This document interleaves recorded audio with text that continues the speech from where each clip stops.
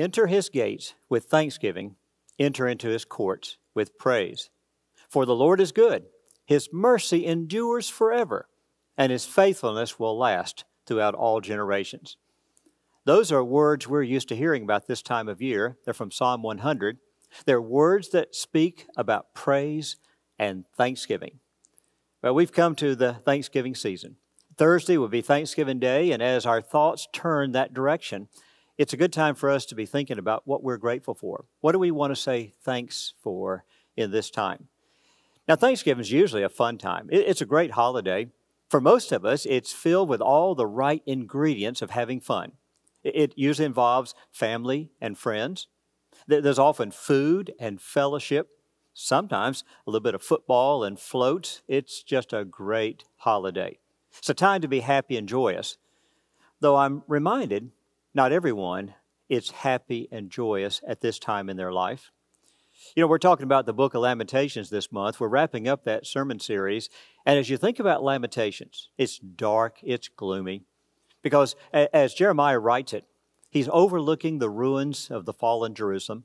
586 BC, the Babylonians destroyed the city, destroyed the buildings, destroyed the temple, killed many of the people, took others off into captivity. The survivors remain, and all they can do is just weep and lament over the destruction of the city of Jerusalem. It's a sad time for them.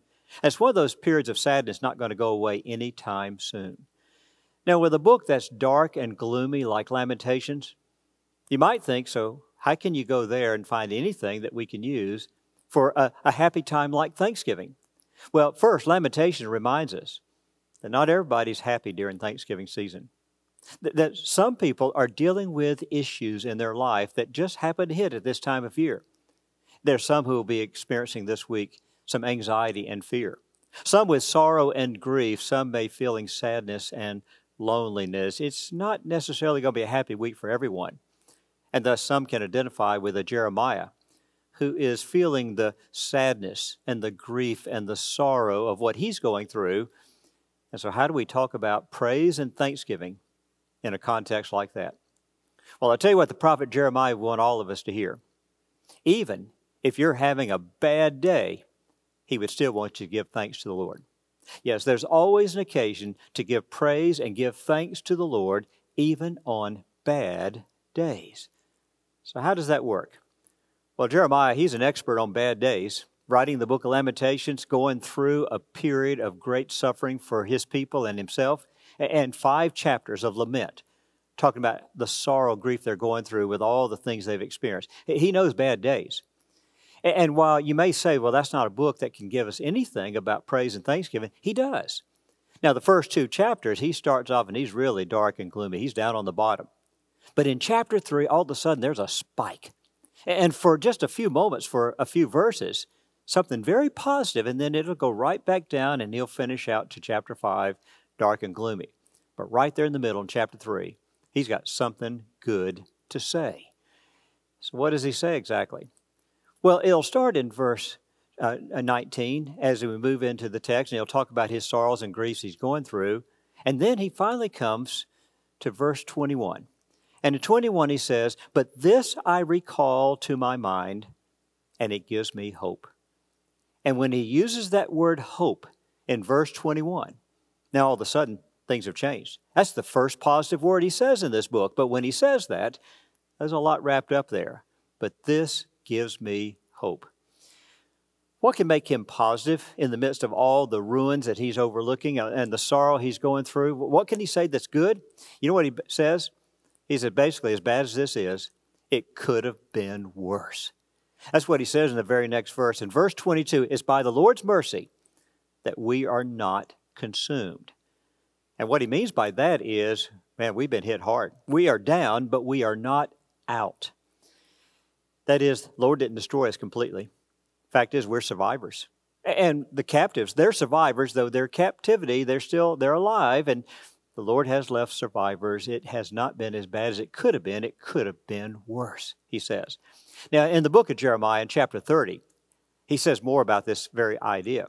Jeremiah notes how in the nations of the world, many of those pagan nations, when God brought judgment upon them and brought them down to destruction, he destroyed them completely. just wiped them out so that they didn't survive and come back and rebuild. They were gone, and someone else came and took over and set up a brand new kingdom. But God did promise His people, I will not ever let that happen to you. That is, even when I discipline you, even when I send you off into captivity, 70 years of exile still, that won't be the end of the story. I will not completely destroy you. It will not be as bad as it could be. Jeremiah knows that. And he reflects upon that now, and he says, it's by His mercy that we are not consumed. You know, already He's given us an idea to remember. When you're having a series of bad days, when you're just in a period of time where you're dealing with a lot of things, and it's not good, then think about this. If you can imagine it being worse than this, a worse situation, you've got reason to give thanks. God, I don't like this, but it could have been worse. I thank you for that. And so, for example, you can imagine how that plays out. There's an accident, and who wants an accident? And it's bad, but it could have been worse. I'm grateful for that. Or here's the doctor, and the diagnosis come. It's not what I wanted to hear. It's not good, but it could have been worse. And so much times in life, you and I can think that way if we try. See the situation we're going through and then realize, Lord, I'm grateful that by your mercy it's not worse than this. And now let's deal with this. Jeremiah has more to say, though. It's not just looking at how it could have been worse. He uses that word hope. I've got a little bit of hope in my heart. And now he's looking to the future, because hope always goes future. And Jeremiah says, as bad as it is on these bad days, I still know it's not going to necessarily stay like this. There's hope it gets better. He knows that because he's a prophet. He preached like this so many times in the book of Jeremiah, and prophets before him did the same thing. Oh, they preach about God's discipline that comes upon His people when they sin. They knew it was coming. They knew the captivity was coming. But they also preached about a restoration. There were prophecies that one day after you have been taken down, you will be lifted back up. You will rebuild and life will get back to something good once again. And of course, prophecies about the coming Messiah and the great blessings and salvation that comes through the Messiah. Yes, as bad as it is now, there's hope for the future. It's going to get better. And once again, Lamentations is reminding us how to deal with bad times. That when things are bad, see if you can imagine better days. Can you imagine it getting better from this? That you don't just stay like this, but in fact, you'll get out of this and something better. Now, even that something better, it won't be what you had, perhaps. Some things once lost, we don't get them back. That's true. And we deal with that. But at least I don't have to stay down like this. I've got the hope that I will get through this and get better. And that hope was something that Jeremiah says, I've got that in my heart. And that's a reason to give thanks. Give thanks for the hope that things can get better. You see what he's already taught us? You can be having a bad day, and he is living through one bad season. And he and his people are feeling grief and sorrow. That's all they talk about in 5 chapters of Lamentation. And yet, right there in the middle, there is some hope. There is something good. There is something you can say thanks to the Lord for. And that is this. First, as bad as it is, it could have been worse. I'm grateful that it's not. And it can get better, and I believe it will be. And for all of that, we say thanks. And thus Jeremiah teaches us a good lesson, that even on bad days, you need to give thanks. Hope you remember that. Give thanks on the bad days, but also, hey, give thanks on the good days as well. Let's don't forget those. Now, Jeremiah's not talking about good days very much. For him, it's all bad days. And he'll emphasize that verse after verse, chapter after chapter, how bad it is. But even as he does, there's still something else that he mentions to us. So back to our text once again. He talks about how tough things are. And if you back it up once again and get a running start there at verse 19, he says, oh, I'm overwhelmed with my afflictions. He says, I've got nothing but bitterness inside me. My soul is downcast. And then he says, once again in verse 21, but this I recall to my mind, and it gives me hope. And there's something he's now remembering. He's reflecting upon. He's looking back, and he's got memories of the past. Memories in which he realizes that as bad as things are today, it hasn't always been bad days. In the past, we've had some good days. We've had a lot of good days. And thinking about the past and some of the better days of the past, that's helping him feel a little bit of consolation today. That's a smart move, is as you're dealing with the bad situation of now, remind yourself, I've had some better days. I've had some really good days. When you're reading through the Psalms, I've told you before, it's a mix of praise psalms and lament psalms, and they're mixed up together.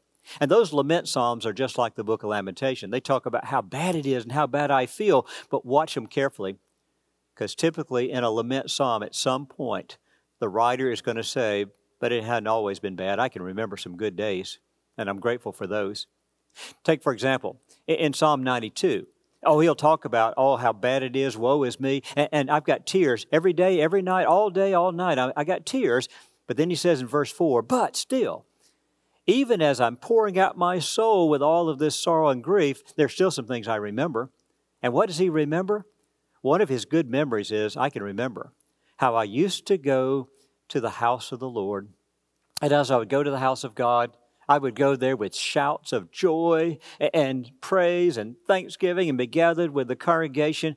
He's got good memories of a Sabbath, going to the sanctuary and enjoying the fellowship and the worship. You and I our equivalent would be, could just remember some good Sunday mornings, going to church, being with Christian people and friends, and just having a good time. And all the other good memories that come to mind, Jeremiah says, as bad as it is, I can remember some good things. That brings just a little bit of consolation. Here's another lesson for us to learn from the book of Lamentations. When you're going through those bad seasons, then go back and see if you can remember. Can you imagine? Can you recall those better days? Most of us can remember the better days of the past, and those memories can help us to feel good. But those memories also give us something to be grateful for. And that's really what we're looking for. How do we say thank you to God in a season of Thanksgiving when we're going through a bad period? And there are so many things that can come to our mind. It could be worse than what it is. I'm grateful for that. And I've got hope of the future. There's some better things to come. And now he says, and I look to the past and I'm seeing some things that were some good days. I'm grateful for every one of those blessings from the past. Now that kind of attitude is the attitude that's captured in one of our classic songs we enjoy singing. When it says, when upon life's billows you're tempest tossed, when you're discouraged, you're thinking all is lost. Remember what we were told to do? Count your blessings. Name them one by one. It'll surprise you what the Lord has done. See, that's an idea that's been around for a long time. Jeremiah says that. The Psalms of Lament tell us that. In the worst of times, you will remember the good days you've had. And you've had good days. Remember those good days and be grateful for them. So what have we got then as we look at lamentation at this Thanksgiving season? It's a good reminder for when you're going through a bad season. Still be grateful to God. Give Him thanks. Find something that you can be thankful for even in the bad days. And of course, on the good days, let's give Him thanks. And you would think it would be easy to say thank you. On a good day, when life is going great, it'd be easy to say thanks. It is easy. It's also easy to forget. And so many of us do. You remember the story of Jesus and the 10 lepers. He healed 10 lepers and only one remembered to say thanks. 9 forgot. They forgot the blessing they'd received. Don't do that. When you've been blessed, you ought to say thanks to the one that blessed you. And that's why it's so good that we have this annual tradition every year of what we call a Thanksgiving Day.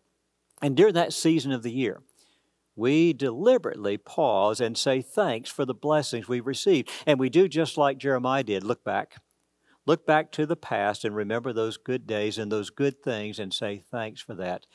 And I hope that at this season you're going to take the time to say thanks to God for the many blessings you've received throughout this past year. So as this Thanksgiving week unfolds, I don't know what kind of week you're going to have. Is it going to be good days? Is it going to be bad days? Either way, it doesn't matter. You give thanks. You give thanks on the good days. You give thanks on the bad days.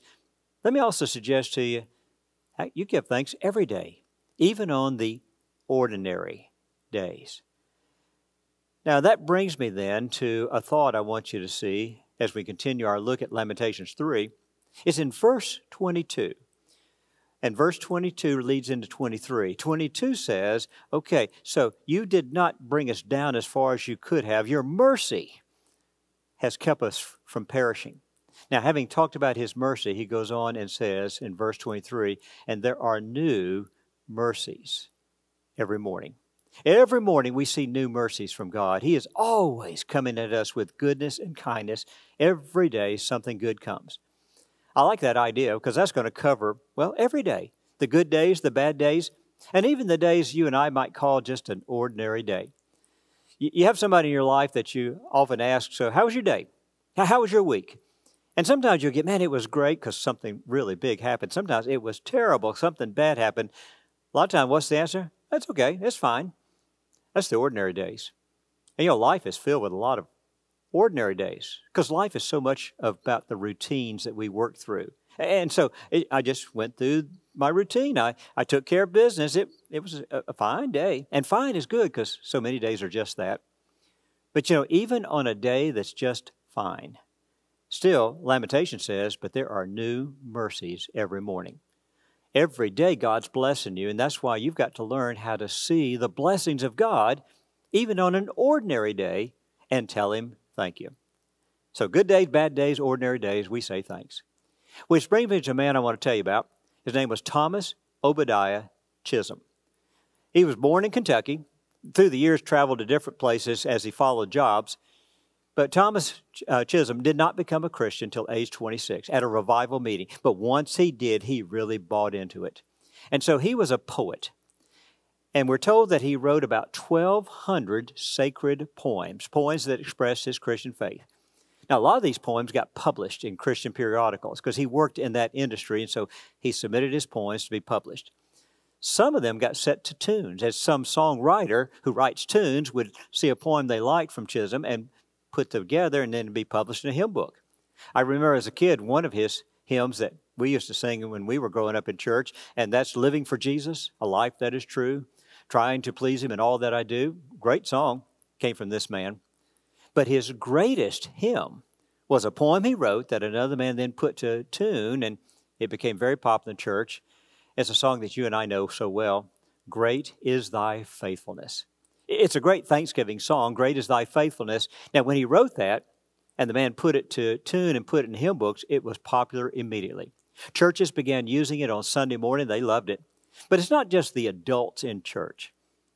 This thing became popular on Bible college campuses. For some reason, young adults, college students, resonated with this song, and it became popular in their chapel services.